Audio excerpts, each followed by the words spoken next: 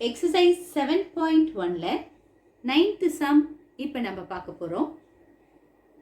The internal and external diameters of a hollow hemispherical vessel are 20 cm and 28 cm respectively. Find the cost to paint the vessel all over at rupees 0.14 per centimeter square. என்ன கொடுத்திருக்காங்க இந்த கேள்வியில? ஒரு hollow hemispherical vessel கொடுத்திருக்காங்க. அதோட internal and external diameters கொடுத்திருக்காங்க. So first நம்ம அதை எழுதுவோம். இன்டர்னல் டயாமீட்டர்,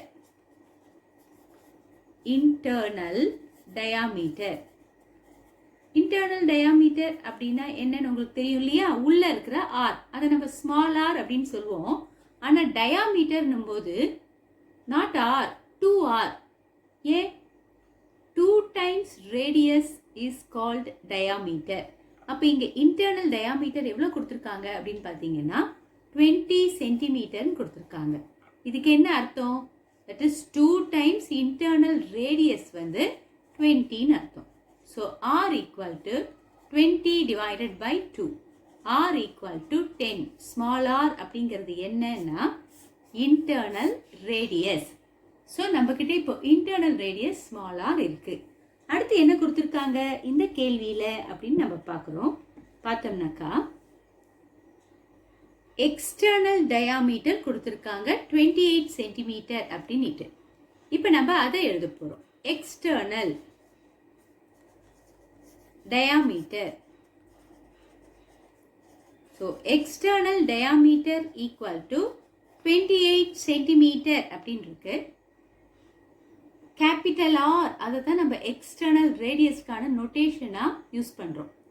அப்போ எக்ஸ்டர்னல் டயாமீட்டர்னும் போது 2 times capital R, that is 2 times external radius is equal to 28 centimeter. இப்போ நம்மளோட எய்ம் வந்து கேபிட்டல் ஆர் கண்டுபிடிக்கிறது. So capital R means external radius 28 divided by 2 cancel பண்ணோம்னா 14 சென்டிமீட்டர் அப்படின்னு கிடைக்கும். This is capital R. And இங்கே ஏற்கனவே என்ன கிடைச்சிருக்கு? 10 சென்டிமீட்டர் ஸ்மால் ஆர் கிடைச்சிருக்கு. இப்போ நம்ம கிட்ட இன்டர்னல் ரேடியஸ் இருக்கு, எக்ஸ்டர்னல் ரேடியஸ் இருக்கு. இப்போ நம்ம இங்கே படிக்கிறோம் கொஸ்டினை. Find the cost to paint the vessel. இந்த வெசலை என்ன பண்ண போறாங்க? பெயிண்ட் பண்ண போறாங்க. ஆல் ஓவர், ஆல் ஓவர்னா ஃபுல் வெசலை பெயிண்ட் பண்ண போறாங்க. இவங்க சிஎஸ்ஏ டிஎஸ்ஏ அப்படின்னு எதுவும் பர்டிகுலரா கொடுக்கல. அதுக்கு பதில் தான் இந்த வேர்டை பயன்படுத்தி இருக்காங்க, ஆல் ஓவர். ஆல் ஓவர்னா ஃபுல்லா தானே அர்த்தம். தட் மீன்ஸ் டோட்டல் சர்ஃபேஸ் ஏரியாவை அவங்க பெயிண்ட் பண்ண போறாங்க. அப்போ நம்ம first total surface area answer கண்டுபிடிக்கணும்.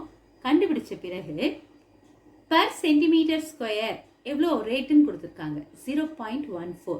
ஒரு சென்டிமீட்டர் ஸ்கொயருக்கு இவ்வளோ ரேட் ஆகும் அப்படின்னா நமக்கு கிடைக்கிற ஆன்சர் இருக்கு இல்லையா? அவ்வளோ சென்டிமீட்டர் ஸ்கொயருக்கு என்ன ஆகும் அப்படின்னு நம்ம கண்டுபிடிக்கணும். தட் இஸ் நமக்கு கிடைக்கிற டோட்டல் சர்ஃபேஸ் ஏரியாவோட இந்த 0.14 நம்ம மல்டிப்ளை பண்ணணும். மல்டிப்ளை பண்ணோம்னா நமக்கு காஸ்ட் ஆஃப் பெயிண்டிங் கிடைக்கும். ஸோ ப்ரொசீட் பண்ணலாம் நம்ம இந்த சம்மை. இதுக்கப்புறம் நம்ம என்ன எழுதணும்? இப்போ total surface area of a hemisphere கண்டுபிடிக்க போகிறோம். Total surface area of the hemispherical vessel formula எழுதியிருக்கோம். Pi into 3r² + r². இங்கே கேபிட்டல் ஆர் அப்படின்றது எக்ஸ்டர்னல் ரேடியஸை ரெப்ரசன்ட் பண்ணுது. நம்ம இப்போதான் கேபிட்டல் ஆரோட வேல்யூ கண்டுபிடிச்சிருக்கோம். 14 ஸ்கொயர், 14 தான் கேபிட்டல் ஆர். பிளஸ் ஸ்மால் ஆரும் நம்ம கண்டுபிடிச்சோம் 10 அப்படின்ட்டு. இங்கே ஆருக்கு ஸ்கொயர் இருக்கு, ஸோ நம்ம 10 ஸ்கொயர் அப்படின்னு போட்டிருக்கோம். நெக்ஸ்ட் ஸ்டெப்ல பையோட வேல்யூ நம்ம சப்ஸ்டியூட் பண்றோம். 22/7 into 3 into 14 square, 14 into 14 196 plus 10 square, 10 into 10 100 அப்படின்னு கிடைக்கும். ஸோ 22/7 இருக்கு. இப்போ நம்ம உள்ள இருக்கிறத 3 into 196 மல்டிப்ளை பண்ண போகிறோம். 3 6 are 18, balance 1, 3 9s are 27, 28, balance 2, 3 1s are 3, 3 plus 2, 5. 588 அப்படின்னு கிடைச்சிருக்கு. இது ரெண்டையும் ஆட் பண்ண போகிறோம். ஆட் பண்ணோம்னா என்ன கிடைக்கும் நமக்கு? 22/7 into 688 அப்படின்னு கிடைச்சிருக்கோம். இந்த 7 டேபிளால நம்ம 688 டிவைட் பண்ண முடியுமா எக்ஸாக்டா அப்படின்னு ட்ரை பண்ணால் டிவைட் பண்ண முடியாது. ஸோ எக்ஸாக்டாக டிவைட் பண்ண முடியல அப்படின்னும் போது 22வையும் இதையும் நம்ம மல்டிப்ளை பண்ணிவிட்டு அதை 7ல் டிவைட் பண்ணி கிடைக்கிற ஆன்சரை நம்ம ஃப்ராக்ஷனில் எழுதலாம். இப்போ நம்ம 22 into 688 மல்டிப்ளை பண்ணுறோம். மல்டிப்ளை பண்ணால் நமக்கு என்ன கிடைக்கும்னு பார்த்தீங்கன்னா 15136 அப்படிங்கிற இந்த வேல்யூ கிடைக்கும். டிவைடட் பைல என்ன இருக்குது? 7 இருக்குது. இப்போ நம்ம 7ஆல் டிவைட் பண்ணுறோம். டிவைட் பண்ணிங்கன்னா உங்களுக்கு கிடைக்கிற answer 2162.28 centimetre square R square centimetre. இதுதான் நமக்கு என்னது? TSA of the hemispherical vessel. So நம்ம TSA கண்டுபிடிச்சிட்டோம்.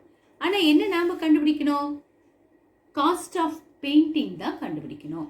ஸோ அப்போ நான் இப்போ காஸ்ட் ஆஃப் பெயிண்டிங் கண்டுபிடிக்க போகிறேன். Cost of painting equal to நமக்கு என்ன அவங்க கொடுத்துருந்தாங்கன்னா 1 சென்டிமீட்டர் ஸ்கொயரை பெயிண்ட் பண்ண 0.14 ஆகுமா? ருபீஸ் 0.14. அப்போ இவ்வளோ பெயிண்ட் பண்ணால் எவ்வளோ ஆகும்னா நான் இந்த வேல்யூவை 2162.28ஓட இன்டூ பண்ணணும்.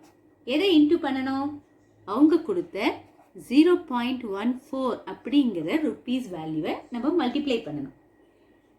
ஸோ இது ரெண்டையும் மல்டிப்ளை பண்ணால் நமக்கு என்ன ஆன்சர் கிடைக்கும்னு பார்த்தீங்கன்னா 302.72 மல்டிப்ளிகேஷன் பண்ணி முடித்தோடனே உங்களுக்கு இந்த வேல்யூ கிடைக்கும்.